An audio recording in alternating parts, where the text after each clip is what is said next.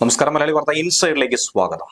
ഒരു ഇടവേളയ്ക്ക് ശേഷം വീണ്ടും പി ദിവ്യയ്ക്ക് കുരുക്കാകുന്ന രീതിയിലാണോ കാര്യങ്ങൾ പോകുന്നത്? തിരഞ്ഞെടുപ്പ് വരെ ഒരുവിധം കാര്യങ്ങൾ സൈലന്റ് ആക്കി മുന്നോട്ട് പോയെങ്കിൽ പോലും കോടതിയുടെ ഭാഗത്തു നിന്നും ശക്തമായ ഒരു താക്കീത് തന്നെയാണ്, തിരിച്ചടി തന്നെയാണ് ഉണ്ടായിരിക്കുന്നത്. നവീൻ ബാബുവിന്റെ മരണത്തിലെ ആ പ്രധാനപ്പെട്ട 4 കാര്യങ്ങൾ അത് തുടരന്വേഷണം നടത്തണമെന്നാണ് കോടതിയുടെ സുപ്രധാന ഉത്തരവ്. ഇതോടൊപ്പം വിജിലൻസ് ഉദ്യോഗസ്ഥരുടെ അടക്കം മൊഴി രേഖപ്പെടുത്താനും ഉത്തരവുണ്ട്. പി ദിവ്യയുടെ ഫോൺ വിവരങ്ങൾ അടക്കം ശേഖരിച്ചുകൊണ്ട് ആസൂത്രണം നടന്നിട്ടുണ്ടോ? ഇതിന് പിന്നിൽ എന്താണ് ഗൂഢാലോചന? ശരിക്കും എന്താണ് സംഭവിച്ചത്? ജനങ്ങൾക്കടക്കം ഏറെ ആകാംക്ഷയുള്ള വിഷയം തന്നെയാണ് കണ്ണൂർ ADM നവീൻ ബാബുവിന്റെ മരണമെന്നല്ല, ദുരൂഹ മരണം. സ്വാഭാവികമായ ഒരു ആത്മഹത്യ എന്ന രീതിയിൽ ആ കേസ് അവസാനിപ്പിക്കരുത്, പകരം അതിന് പിന്നിൽ പലതും സംഭവിച്ചിട്ടുണ്ട്. ആ വിവരങ്ങളൊക്കെ തന്നെ ദയവ് ചെയ്ത് നിയമ സംവിധാനത്തിന് മുന്നിൽ വരണമെന്ന് അപേക്ഷിക്കുകയാണ് നവീൻ ബാബുവിന്റെ കുടുംബം. പുനരന്വേഷണം ആവശ്യപ്പെട്ടുകൊണ്ട് നവീൻ ബാബുവിന്റെ കുടുംബം സമർപ്പിച്ച ഹർജിയിൽ അഡീഷണൽ ജില്ലാ സെഷൻസ് കോടതിയാണ് നിർണായകമായി ഈ ഉത്തരവ് പുറപ്പെടുവിച്ചിരിക്കുന്നത്. അസ്വാഭാവികമായ പല വിഷയങ്ങളായിരുന്നു അന്ന് കണ്ണൂരിൽ സംഭവിച്ചത്. രാത്രിക്ക് രാത്രി നവീൻ ബാബുവിന്റെ മൃതദേഹം പോസ്റ്റ്മോർട്ടം നടത്തി വളരെ വേഗത്തിൽ പാർട്ടി നേതാക്കളുടെ എസ്കോർട്ടോടുകൂടി, ബന്ധുക്കളെ പോലും വേണ്ട വിധത്തിൽ കാണിക്കാതെ, ഓഫീസിലെ ഉദ്യോഗസ്ഥർക്ക് മുന്നിൽ പൊതുദർശനം പോലും നടത്താതെ വളരെ വേഗത്തിൽ പത്തനംതിട്ടയിൽ എത്തിച്ച് 24 മണിക്കൂറിനുള്ളിൽ ദഹിപ്പിച്ചതിന് പിന്നിൽ എന്തോ സംശയമില്ലേ? ഈ ചോദ്യമാണ് ഉയരുന്നത്. കേസിൽ പുനരന്വേഷണം നടത്തണമെന്നാണ് കോടതി നിലവിൽ പറഞ്ഞിരിക്കുന്നത്. പ്രധാനമായുമുള്ള 4 കാര്യങ്ങൾ അത് ഉത്തരവിൽ വ്യക്തമാക്കിയിട്ടുണ്ട്. ജില്ലാ പഞ്ചായത്ത് പ്രസിഡന്റായിരുന്ന പി ദിവ്യയുടെ ഫോൺ വിവരങ്ങൾ അത് മുഴുവൻ ശേഖരിക്കണമെന്നാണ് കോടതി ഉത്തരവിലൂടെ പറയുന്നത്. പി ദിവ്യയുടെ ഔദ്യോഗിക ഫോണിന്റെ വിവരങ്ങൾ ശേഖരിക്കണമെന്നാണ് പ്രധാനമായി കൊടുത്തിരിക്കുന്നത്. ദിവ്യയ്ക്ക് 4 ഫോണുകൾ ഉണ്ടായിരുന്നു. അതിൽ സ്വകാര്യ ഫോണിന്റെ വിവരങ്ങൾ പോലീസ് അന്വേഷണത്തിന്റെ ഭാഗമായി ശേഖരിച്ചു. അതിൽ കുടുംബം പരാതി ഉന്നയിച്ചു. ആ പശ്ചാത്തലത്തിൽ കോടതി വിശദമായ പരിശോധനയ്ക്കാണ് ഇപ്പോൾ ഉത്തരവിട്ടിരിക്കുന്നത്. ഇതുകൂടാതെ നവീൻ ബാബുവിന് പണം കൊടുക്കാൻ പ്രശാന്തൻ ആഭരണം പണയം വെച്ചോ എന്ന കാര്യം അത് പരിശോധിക്കണം, അത് കണ്ടെത്തണം. പ്രശാന്തൻ കൈക്കൂലി നൽകിയെന്നായിരുന്നല്ലോ നേരത്തെ ആരോപിച്ചത്. ഇത് പരിശോധിക്കാൻ വേണ്ടിയാണ് കോടതി ഇപ്പോൾ ഒരു വ്യക്തത തേടിയിരിക്കുന്നത്. ഇനി കൈക്കൂലി കൊടുക്കാൻ ഇരുവരും കൂടിക്കാഴ്ച നടത്തിയെങ്കിൽ അതിന്റെ CCTV ദൃശ്യങ്ങളുടെ വിവരങ്ങൾ അടക്കം ശേഖരിച്ച് കൂടുതൽ അന്വേഷണത്തിലേക്ക് കടക്കണം. ടവർ ലൊക്കേഷൻ കേന്ദ്രീകരിച്ച് പരിശോധന നടത്തിയാൽ തന്നെ അക്കാര്യം വ്യക്തമാകും. ഇതുകൂടാതെ അന്ന് കേസ് അന്വേഷിച്ച വിജിലൻസ് ഉദ്യോഗസ്ഥരുടെ മൊഴി രേഖപ്പെടുത്തണമെന്നാണ് കോടതി പറയുന്നത്.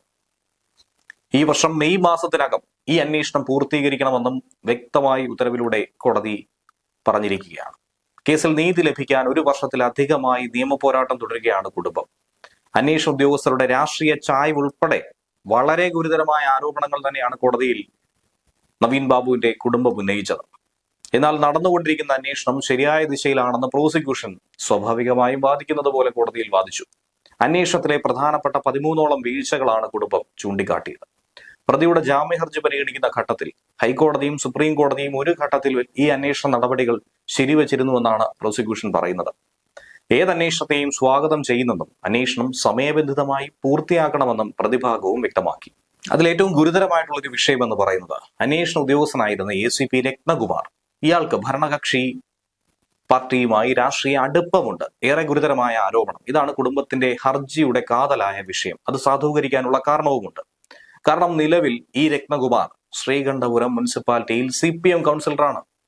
ഈ ബന്ധം അന്വേഷണത്തെ സ്വാധീനിച്ചേക്കുമെന്നാണ് കുടുംബത്തിന്റെ ആരോപണം. കേസിൽ രാഷ്ട്രീയ ഇടപെടൽ നടന്നുവെന്ന കാര്യത്തിൽ ഇതിനപ്പുറത്തേക്ക് മറ്റ് സംശയങ്ങൾ എന്തെങ്കിലും വേണോ എന്നാണ് കുടുംബത്തിന്റെ ചോദ്യം. അതേസമയം തുടരന്വേഷണം വേണമെന്ന കുടുംബത്തിന്റെ ഈ ആവശ്യത്തെ പോലീസ് ശക്തമായി തന്നെ എതിർക്കുന്നുണ്ട്. ഉത്തരമേഖല IG-യുടെ ഉത്തരവനുസരിച്ച് പ്രത്യേക അന്വേഷണ സംഘം രൂപീകരിച്ച് ഹൈക്കോടതിയുടെ നിർദ്ദേശമടക്കം പാലിച്ചായിരുന്നു ഈ അന്വേഷണം പൂർത്തീകരിച്ചത്. കുറ്റപത്രത്തിന്റെ കരട് തയ്യാറാക്കി പരാതിക്കാരിയെ ബോധ്യപ്പെടുത്തിയ ശേഷമാണ് ഈ കുറ്റപത്രം സമർപ്പിച്ചതെന്നാണ് റിപ്പോർട്ടിൽ പറയുന്നത്. കേസിൽ പ്രത്യേക അന്വേഷണ സംഘം കുറ്റപത്രം കോടതിയിൽ സമർപ്പിച്ചതിന് പിന്നാലെയാണ് നവീൻ ബാബുവിന്റെ കുടുംബം തുടരന്വേഷണം ആവശ്യപ്പെട്ട് സെഷൻസ് കോടതിയെ സമീപിച്ചത്. കേസിൽ CCTV ദൃശ്യങ്ങളും തെളിവുകളും ഒക്കെ കോടതിയിൽ എത്തിയിട്ടുണ്ട്. ADMന്റെ ഭാര്യ ഉന്നയിക്കുന്ന ആരോപണങ്ങൾ അടിസ്ഥാനരഹിതമാണ്, ഒട്ടും തന്നെ അടിസ്ഥാനമില്ലാത്തതാണെന്നാണ് Kannur town CI Thalassery additional sessions കോടതിയിൽ നൽകിയ റിപ്പോർട്ടിൽ വാദിച്ചത്. പ്രത്യേക അന്വേഷണ സംഘത്തിന്റെ തലവനായിരുന്ന രത്നകുമാറിന്റെ രാഷ്ട്രീയ ബന്ധം CPI നേതാവും മുൻ ജില്ലാ പഞ്ചായത്ത് പ്രസിഡന്റുമായിട്ടുള്ള PP ദിവ്യക്കെതിരെയുള്ള കേസിൽ ഈ അന്വേഷണത്തെ അട്ടിമറിക്കാനുള്ള സാധ്യത വർദ്ധിപ്പിക്കും. അത് ആർക്കും ആലോചിച്ചാൽ പോലും മനസ്സിലാക്കാവുന്നതാണ്. പ്രധാനമായും ഹർജിയിൽ ഉണ്ടായിരുന്ന വിഷയവും ഇത് തന്നെയായിരുന്നു. നേരത്തെ CBI അന്വേഷണം വേണമെന്ന കുടുംബത്തിന്റെ ആവശ്യം സുപ്രീം കോടതി തള്ളിയിരുന്നു. 2024 ഒക്ടോബർ 15 കണ്ണൂർ പള്ളിക്കുന്നിലെ ഔദ്യോഗിക വസതിയിൽ അവിടെ നിന്നും പുറത്തിറങ്ങി റെയിൽവേ സ്റ്റേഷൻ വരെ എത്തിയ നവീൻ ബാബു തിരിച്ചെത്തിയ ആത്മഹത്യ രീതിയിൽ തൂങ്ങി മരിച്ച നിലയിൽ കണ്ടെത്തിയത്. ഇതൊക്കെ തന്നെയാണ് സംശയം വർദ്ധിപ്പിച്ചത്. അന്ന് മുതൽ പത്തനംതിട്ടയിലേക്ക് സ്ഥലമാറ്റം കിട്ടിയ നവീൻ ബാബുവിന് 2024 ഒക്ടോബർ 14 കളക്ടറേറ്റിൽ ഒരു യാത്രയയപ്പ് നൽകിയിരുന്നു. ഈ യോഗത്തിൽ വിളിക്കപ്പെടാത്ത അതിഥി പോലെ മരണവുമായി ജില്ലാ പഞ്ചായത്ത് പ്രസിഡന്റായിരുന്ന PP ദിവ്യ എത്തി. ക്ഷണിക്കാതെ എത്തി അധിക്ഷേപപരമായ പരാമർശങ്ങൾ നടത്തി പ്രസംഗിച്ചു. അത് ഷൂട്ട് ചെയ്ത് സമൂഹ മാധ്യമങ്ങളിലിട്ട് പ്രചരിപ്പിച്ചു. പിറ്റേ ദിവസം രാവിലെയാണ് പള്ളിക്കുന്നിലെ ക്വാർട്ടേഴ്സിൽ നവീൻ ബാബുവിനെ തൂങ്ങി മരിച്ച നിലയിൽ കണ്ടെത്തിയത്. തലേ ദിവസം രാത്രി മലബാർ എക്സ്പ്രസിന് ചെങ്ങന്നൂരിലേക്ക് പോകേണ്ടിയിരുന്ന അദ്ദേഹത്തെ കാത്ത് കുടുംബം റെയിൽവേ സ്റ്റേഷനിലെത്തിയെങ്കിലും ദുരന്ത വാർത്തയായിരുന്നു പിന്നീട് കേൾക്കാനിടയായത്. ADMന്റെ ആത്മഹത്യ സംസ്ഥാന സർക്കാരിനെയും CPMനെയും ഒരുപോലെ പ്രതിസന്ധിയിലാക്കിയതോടെ PP ദിവ്യ ആത്മഹത്യാ പ്രേരണ കേസിൽ ഏക പ്രതിയായി മാറി. മുൻകൂർ ജാമ്യം കിട്ടാതിരുന്നതോടെ 10 ദിവസം ജയിലിൽ കഴിഞ്ഞു.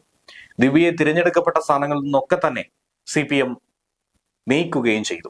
നവീൻ ബാബുവിന്റെ ആത്മഹത്യക്കിടയാക്കിയ സാഹചര്യങ്ങളെക്കുറിച്ചും പെട്രോൾ പമ്പിനുള്ള എതിർപ്പില്ലാത്ത രേഖയ്ക്കായി നവീൻ ബാബു കൈക്കൂലി വാങ്ങിയെന്ന ആരോപണത്തെക്കുറിച്ചും റവന്യൂ വകുപ്പും പോലീസും അന്വേഷണം നടത്തിയിരുന്നു. കൈക്കൂലി വാങ്ങിയതിനുള്ള തെളിവ് ഈ നിമിഷം വരെ കണ്ടെത്താൻ കഴിഞ്ഞിട്ടില്ല.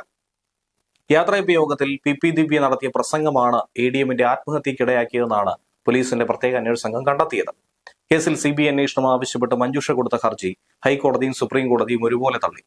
പോലീസിന്റെ അന്വേഷണത്തിൽ വിശ്വാസമില്ലെന്ന് കാണിച്ചാണ് നവീൻ ബാബുവിന്റെ കുടുംബം CBI അന്വേഷണം ആവശ്യപ്പെട്ടു വന്നതെങ്കിൽ പോലും അത് കോടതി അംഗീകരിച്ചിട്ടില്ല. ഇതിനു പിന്നാലെയാണ് നിയമ നടപടിയുമായി മുന്നോട്ട് തന്നെ ആയിരിക്കും എന്ന രീതിയിൽ പ്രതികരണവുമായി കുടുംബവും നിലയുറപ്പിച്ചിരിക്കുന്നത്. ന്യൂസ് ഡെസ്ക് മലയാളി വാർത്ത ഇൻസൈറ്റ്.